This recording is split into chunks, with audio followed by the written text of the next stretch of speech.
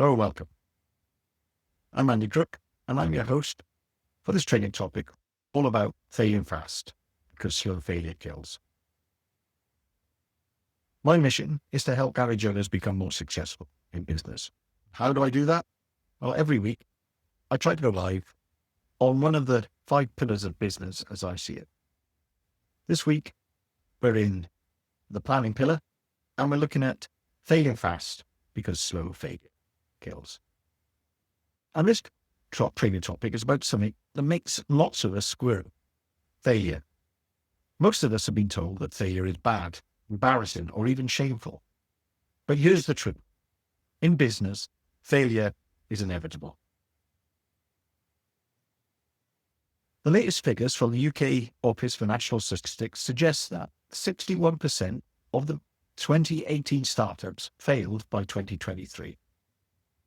The question is, will you fail fast, learn and move forward, or will you continue to fail slowly and drain the life out of your business? The co-founder of LinkedIn, Reid Hoffman, said, "If you're not embarrassed by the first version of your product, you've launched too late." This is the classic case of perfection being the enemy of good. However, failing fast isn't a convenient way to avoid managing risk properly, or thinking strategically, or even taking responsibility for your action. It's about failing sooner, failing smarter, and failing forward. So let's be realistic. Are we going to get it right every time? Well, of course not. We're solving complex problems under conditions of uncertainty and rapid change. Therefore, failure is inevitable. But there's a fundamental difference between accepting that failure might happen and glorifying it for an end goal. That's not what failing fast is about. What we want to do is fail sooner by designing experiments with shorter feedback loops that help you manage your investment risk and gain valuable insights that will guide the next experiment. It's not about rushing something to market. It's about minimizing the resources expended while learning key information. Fail smarter by transforming every failure into a learning opportunity. Because when you fail smarter, you're not just taking shots in the dark. You're building a systemic understanding of what works and what doesn't. You're expanding awareness, and you're developing a greater understanding of your local market. Each attempt is designed to yield market insights, regardless of whether the primary objective is achieved. By failing forward, you can treat every experiment as an opportunity to learn about the customer problem, the market, your capabilities, and what it will take to achieve a bigger goal.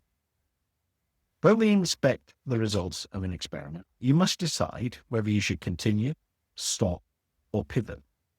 Because if it works, great. Now learn how to do it better.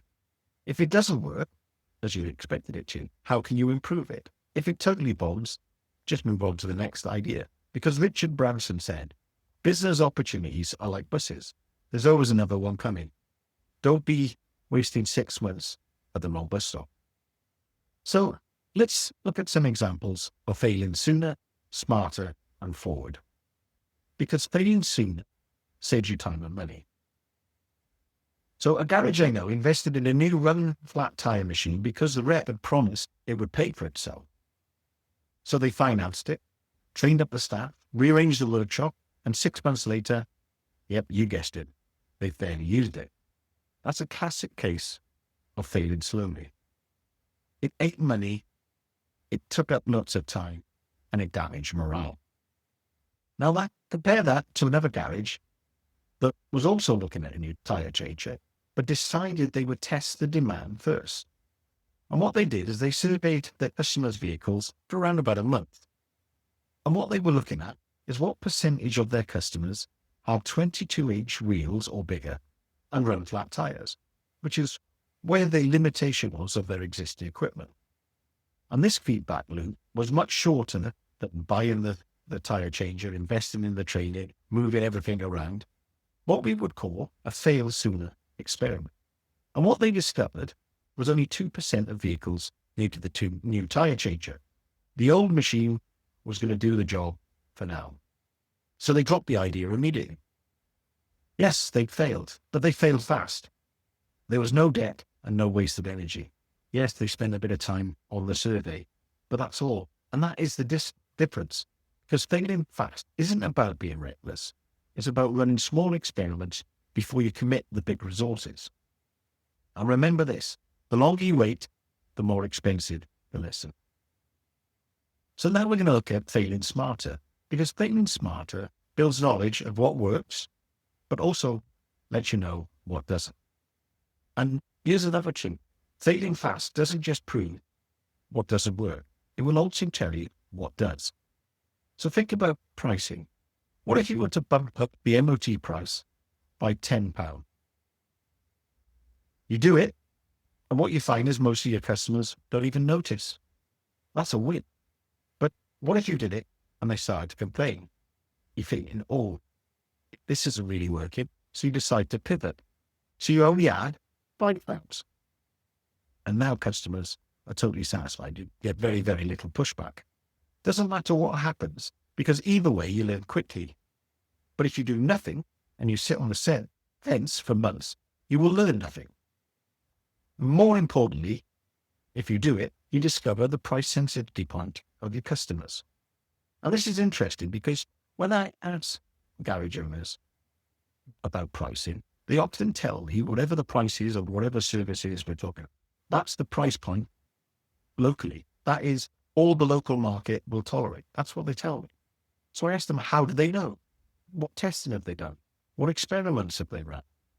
And, well, they haven't, because most of us don't. We kind of look at what everyone else is doing. So Henry Ford once said that failure is simply the opportunity to begin again, but this time more intelligently. So think about that. Every quick failure is an opportunity to become smarter and to develop your market intelligence instead of guessing. So if you don't know the actual price sensitivity of your local market, change your prices. Are you already too expensive? Somehow I doubt it. This never seems to be the case when I'm working with garages. But putting up your prices until it becomes a sticking point for customers probably sets your price sensitivity bar. If you just think you're there, you'll never know. You are guessing. So think about that. Where in your garage are you dragging your feet on a decision that could be tested tomorrow, such as pricing? Is it a new service? Or is it a tool you've been eyeing up? Remember the mantra, test, tweak, repeat. Test, tweak, repeat. So if you think about the example I've just given you, MOT pricing, you can put the price up from where it is now and see what happens. If nothing happens, I suggest you could put it up a bit more. Once it becomes talking point, most customers start saying, oh, that's too expensive. You can then tweak. You might bring it back a little bit, or you might say, well, that's the point I want to be at.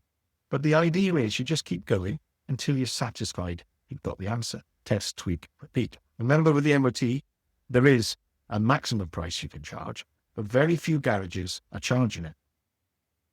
Wonder how much revenue is wasted every year by independent garages by MOT discounting. That's something to think about.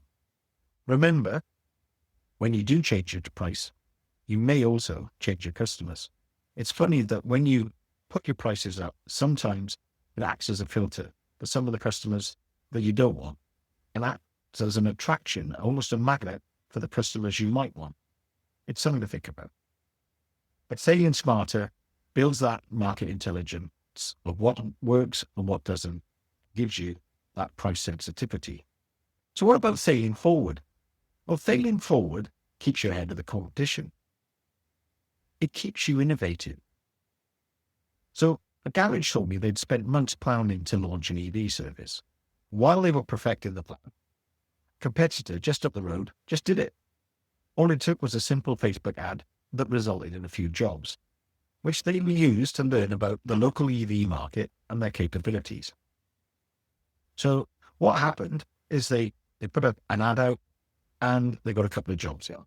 What they discovered was, out of the 3 jobs that they initially got, 2 of them weren't even high voltage faults, and they were able to deal with them quite comfortably. However, the one true high voltage fault was a little bit beyond their capabilities, and they quickly became unstuck. but they failed forward. So that what resulted in them investing in what tooling and information that sort of EV weren't required. And that competitor now owns the EV market in that town. What about the planners?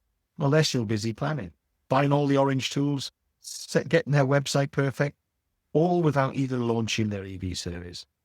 Classic example of failing slowly. Eric Ries, the author of Lean Startup, says the only way to win is to learn faster than anyone else. Failing fast is how you learn faster. You don't just survive, you're going to pull ahead. Innovation isn't about how quickly you fail. It's about how effectively you can learn from those failures. Right now, are your competitors learning faster than you? Remember, the faster you move, the harder you are to catch. So I've worked with lots of garage owners, tend to agonize over every decision. They freeze up because they see it getting it wrong. And understandably so, there's lots of risk. But once you reframe failure as feedback, testing ideas quickly provides more opportunities to improve. And it's this mindset shift that changes everything. Jeff Bezos put it bluntly, if you double the number of experiments you do per year, you're going to double your inventiveness, but you're also going to double your market intelligence. So what decision are you avoiding because you're scared it might not work? And what would happen if you just tested it quickly instead? You could save time and money. You could develop knowledge of your local market, or you could continue to innovate. So failing fast saves you time and money.